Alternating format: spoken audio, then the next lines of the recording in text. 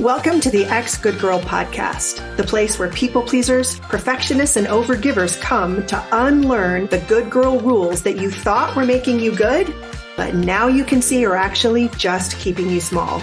If you've spent your life being unable to say no, putting everyone else's needs and feelings above your own, constantly seeking external approval, or avoiding conflict to make others feel comfortable, if guilt and resentment feel like a constant weight in your life, it is time to learn to knock that shit off. Every episode, we dive into the stories, skills, and strategies that you need to stop shrinking, start speaking up, and to live a life that is authentically and unapologetically yours, while also deepening the connection and vulnerability in the relationships that matter to you. I'm glad you're here. Let's jump in.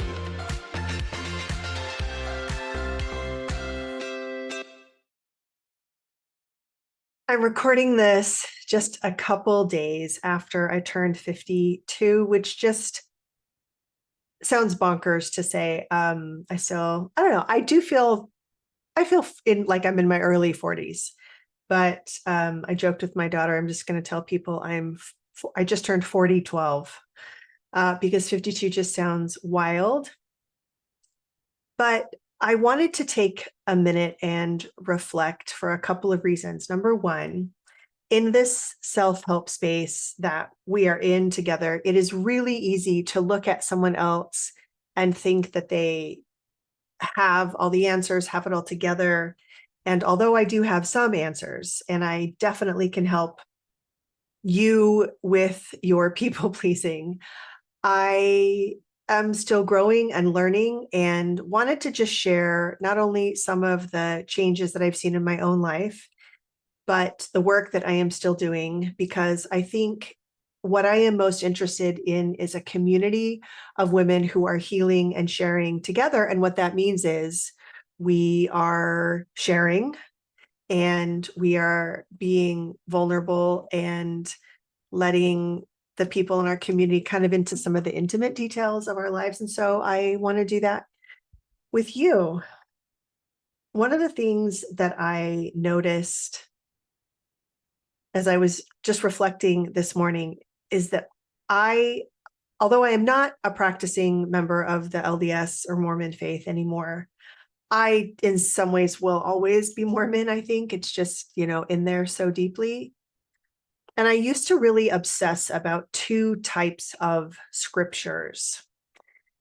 The Mormons have two additional books of scripture in addition to the Bible. It is believed that Joseph Smith, who founded Mormonism, also received a book of scripture called the Book of Mormon and another book called the Doctrine and Covenants. And there are scriptures throughout both of those books that really talk about being tested and having to endure to the end, and that you had to try very, very, very hard every single day in order to qualify for salvation, quote unquote, heaven, however you think about that. And so I used to really think about those scriptures a lot. I would be filled with sometimes dread and anxiety, thinking, for example, there's a scripture in the Book of Mormon that says you are saved by faith after all you can do. And I just always used to think, like, what is all I can do? Like, of course I can always do more. Of course there's other ways that I'm not being, perfect or good. I just did an interview a couple days ago with Michael Ann Gardner that's going to come out at some point around this episode. And she was also a member of the same religious group. And we talked about how we couldn't win at a lot of things, but we could win at purity. We could win at keeping the rules. And so I think for some of us in organized religion, that's the way that we are fawning for God, right? We are fawning FAWN, or trying to please God all the time. And then it was just confirmed to me when I would read these scriptures that I was not enough, that I had not done enough, that I was not giving enough, loving enough, self-sacrificing enough. And it created a constant kind of hum of anxiety for me that I even experienced after not going to church anymore. And that's when I realized that it was also connected to not just religion, but patriarchy, and growing up in a, Western patriarchal society where there is this kind of constant drumbeat for a lot of us in our minds of like more, more, more. I used to envision it and talk about it. If you can imagine, there's a donkey who's pulling a cart, and in the cart there are a bunch of things that need to be done, people that need to be served, things about me that need to be fixed, right? And then there's a driver sitting in the seat of the cart, driving the donkey forward, trying to make progress on all of these things that are in the cart. I was both the driver and the donkey. And so that constant like whipping the donkey more, just do a little bit more, try a little bit harder, be a little better, give a little more, serve a little more, be a little more, was really the kind of the constant undercurrent of my life, with all of these scriptures that I would read that just told me basically, you have to try really, really hard every single day. And if you disappoint God, it has eternal consequences. And so I talk about it now, and it's kind of like a little bit of an out of body experience, but in that time, I was drawn to that type of like exact obedience. That's another scripture, obeying God with exactness, because it gave me something to aim for that was just constantly out of my reach. And it just felt like that's what life was supposed to be like, this constant striving. And one of the things that I recognize is that I just never think about that anymore. I never worry about my worthiness. I never worry if I'm good enough. It's like not even the right question. It was rigged from the beginning. That was never the right question to be asking. The right question to be asking is, who am I? And what do I want? What fills me with joy? What inspires me to be the kind of person that I think is important to be in the world? And how do I find and do those things? How do I become more me?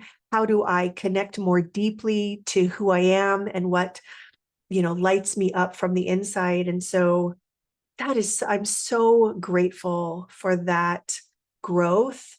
It's come through coaching. It's come through lots of attention to the parts of me that were carrying the shame and the fear of rejection and the worthiness issue, or feeling lack of worthiness. But it is resulted in a real sense of deep connection. And I never knew that I was disconnected from myself that whole time.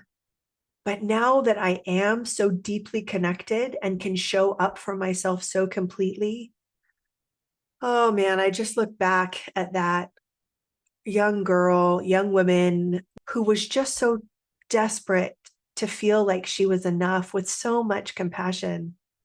And I can have such gratitude now that that's just not, it's no longer an issue. Now, what I feel really compelled by is those questions. Who am I? What do I want? What lights me up? What fills me with joy and pleasure and happiness and knowledge and connection with others? I'm still obsessed with the second type of scripture that I was really drawn to. And those were scriptures about justice that inspired hope. There were scriptures that spoke about a world that God had created that had enough. One of the scriptures I'm thinking of right now, it says, "For the world is full and there is enough and to spare." And how deeply I longed to live in a world that reflected what I thought God had already created for us. And to be transparent, I still believe in Jesus. I believe in what he did and said when he was alive. I think it was a real thing that happened.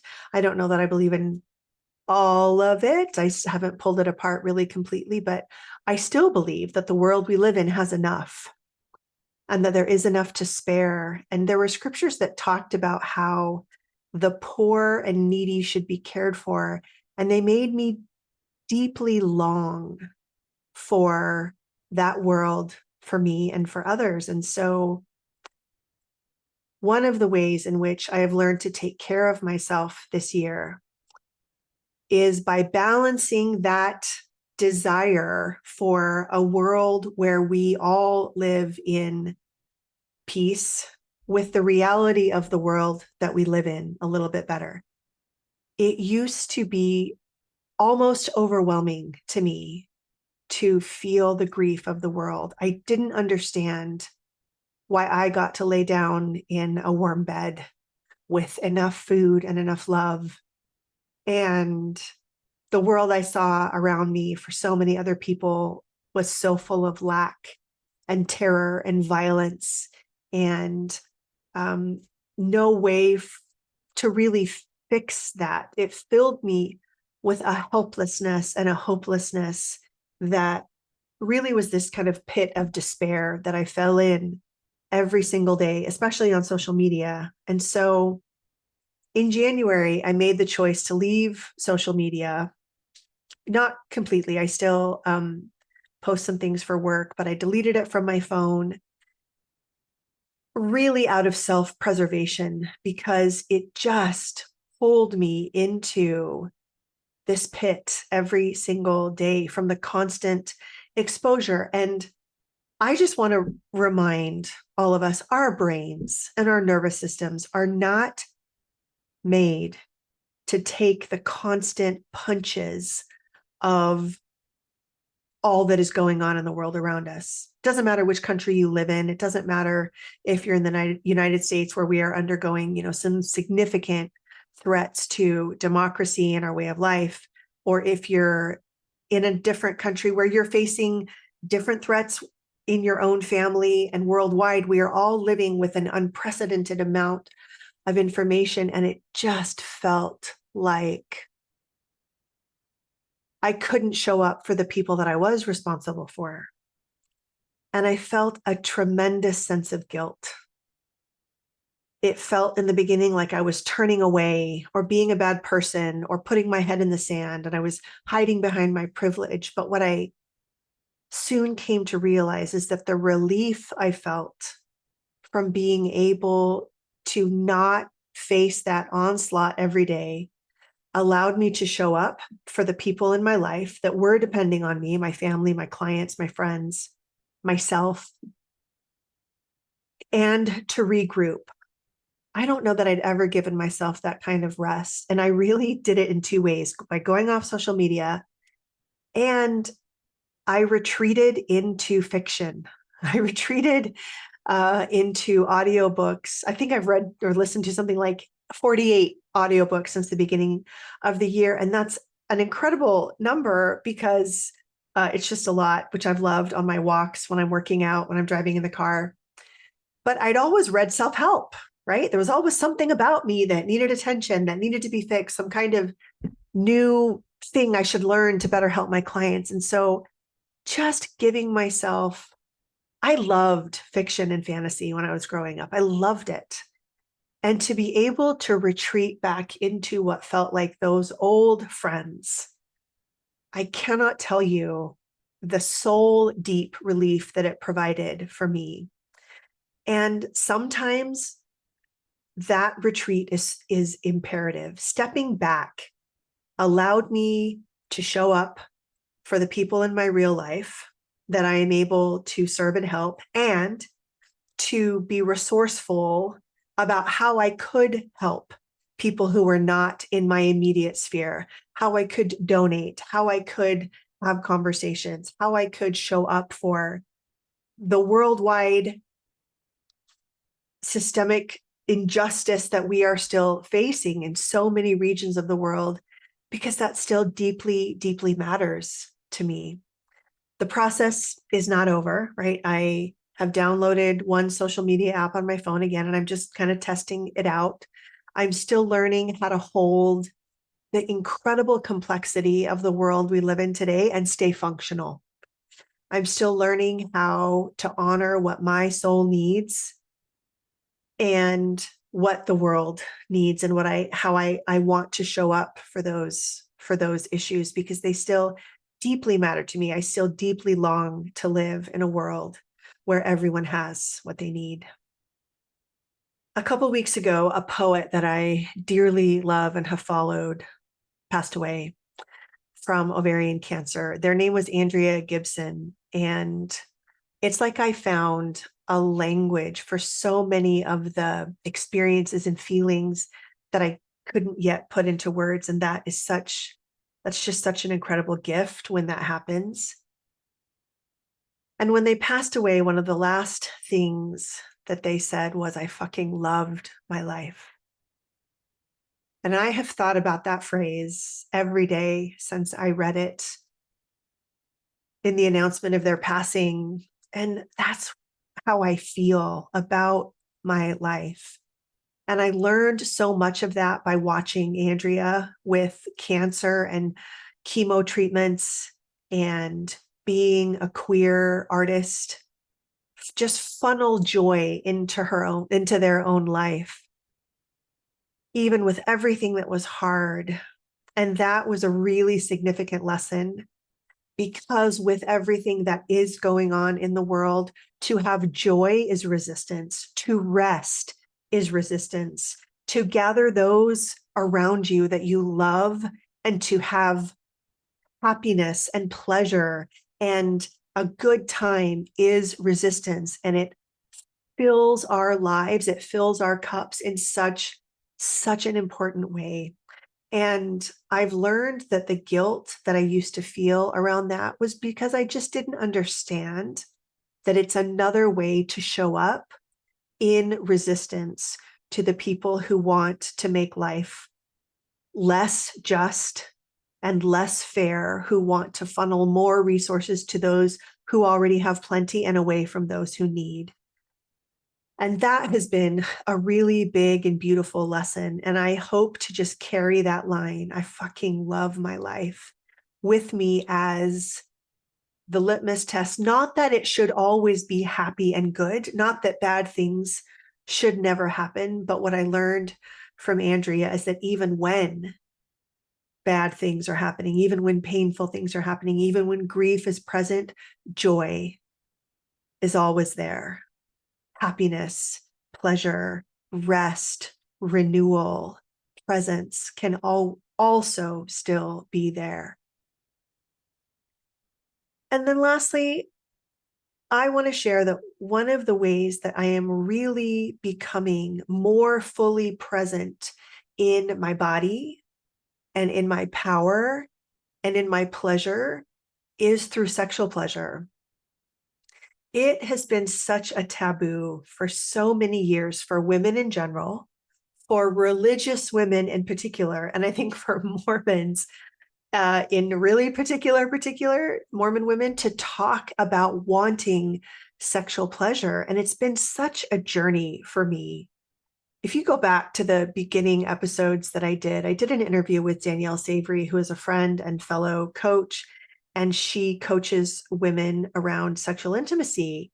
And what she told me during that interview, I understood the words she was saying. She said, "A woman who can speak up for what she wants in sexual intimacy has access to a kind of power that is rare, that is not like regular power." That's a bad paraphrase. You'll have to go back and listen to that episode because it's so good. I understood the words she said, but I didn't really understand them.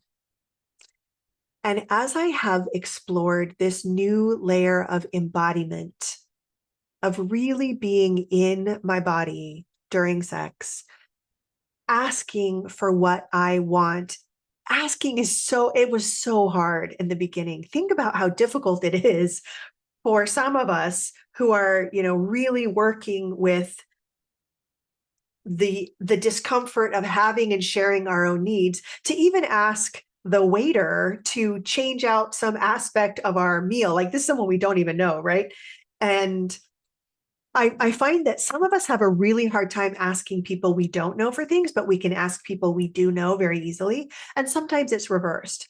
I had no problem asking, strangers and people that I had no connection to meet a need or to help me with something. And it was in my relationship with my husband that I found it the hardest to let him see this part of me that wanted pleasure, that wanted to show up, that wanted specific things, especially with all of the Mormon programming and the patriarchal programming about how women should not be like, there's a very particular kind of woman who is sexual and she's a slut, she's a whore.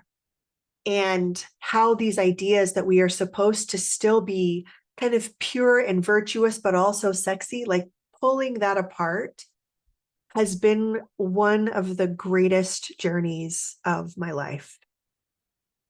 And going from this idea of sex as like holy and pure and clean to what sex really is, it can be awkward, it can be messy, it can be dirty, it can be uncomfortable, really has been just so incredible for me. I talk about this a little bit in another episode I did with Danielle about dying for sex, the Hulu show that meant so much to me because it is about a woman learning to say what she wants. Yes, it's about sex, but it's also not. Now, she's doing all of this learning with a deadline because in the Hulu show, she knows she's dying. And I don't know that I'm dying right now of anything specifically, but I do know we are all dying. And so when I think about the timeline that I'm on, it doesn't create pressure. It creates opportunity. And I want to share that for a couple of reasons. Number one, I just want to take the taboo off this whole sexual pleasure subject for women. I want to be able to talk about it openly and honestly. And I want to share it in case. And the thing is, I know it's not in case. I know that there are women listening to this and they hear other women, maybe me in this episode, talking about going after sexual pleasure. And something inside of you is like, I want that. I think I want that. I want to be able to be admired. I want to be able to be desired. And I want to have desire for a partner, a lover. And I just want to share that it's beautiful and it's just as empowering as Danielle said. And I look forward to what this next phase looks like for me with my husband. I'm not asking, am I enough anymore? Because that was never the right question. And it's not the right question for you either. I have found ways to show up for myself, to hold grief and joy at the same time, to step back when I need to, and to claim my body and pleasure in a new way. And so I would just invite you to think about, where are you still holding on to something, ideas or beliefs from old systems? Parents who told you things that still hurt to think about, a teacher, a system maybe religious. And where can you step back and retreat and rest? And where can you claim more joy and pleasure? If anything that I've talked about resonates with you, if any of the themes I've touched on are also showing up in your own life, I would love a DM as a birthday present. I love to connect with people who listen to the podcast, and especially when we're connecting about similar themes, it's always so much fun. So you can always email me, sarah@sarahfisk.coach, and I would just love to hear about your experience as well. Last thing I want to let you know is that Stop People Pleasing is still open because it is a fantastic program when we have lots of different experiences and women, and I'm still waiting for a few of you to join who I know are out there listening. It's an incredible opportunity to do this work in a wonderful, amazing group of women. And so if you are curious at all about what your life could look like without people pleasing, without codependency, without worrying if you're too enough, without worrying if you are too much, without worrying if you are enough, I would love to talk to you. Use the link in the show notes or in any of my social media platforms to set up a time to talk, and I'll talk to you soon. Thanks for listening. Hey, thanks for listening. If this podcast has been helpful to you, I would really appreciate it if you would give me a 5-star rating in whatever platform you listen to your podcasts. And if you go to my website, sarahfisk.coach, you can sign up there to receive my emails. Right now, I'm taking private one-to-one clients who want my help speeding up this work in their own lives. I really hope to provide a lot of free information on my website and in my podcast for people to do this work on their own. But if you're interested in having a coach like me to help you implement these things faster, to find the blind spots and obstacles that you're not aware of, go to my website and sign up for a consult.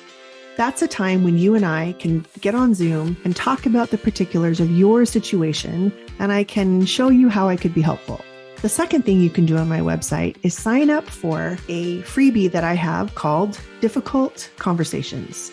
Having a conversation that seems like it's going to be hard or difficult is one of the things that people pleasers struggle with. And so I've created a whole guide for you to be able to do that with some more confidence.